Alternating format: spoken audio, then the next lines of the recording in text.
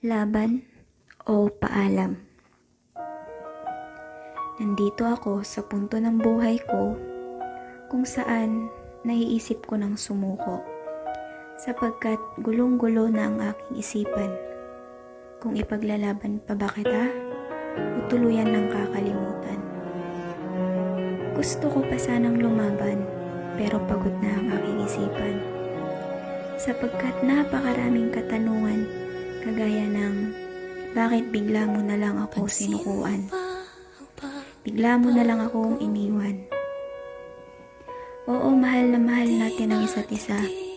Pero bakit palagi na lang tayong nasasaktan? Bakit palagi na lang durog ang mga puso natin? Ano pa ba ang kulang para hindi tayo masaktan ng ganito? Ginawa ko naman ang lahat ng gusto mo.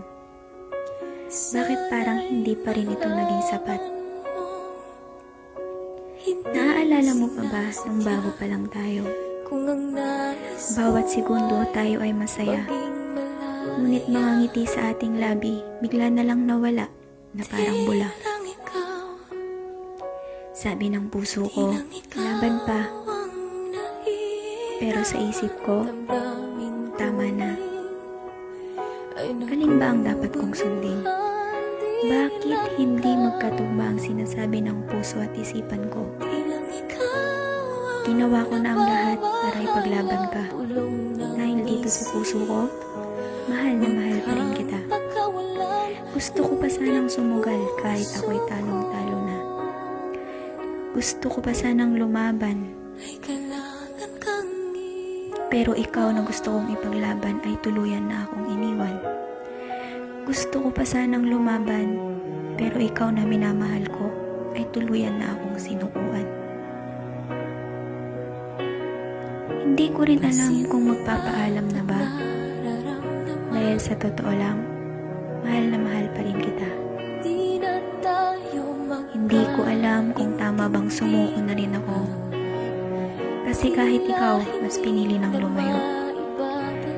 Nandito ako ngayon sa punto ng buhay ko kung saan ako'y nalilito. Napapalibutan ng mga sitwasyong nagpapahirap sa puso at isip ko. Lalaban pa ba?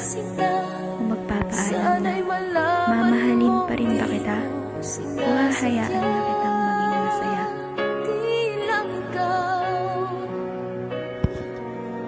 Ikaw ang nahihirapan, damdamin ko rin ay naguguluhan.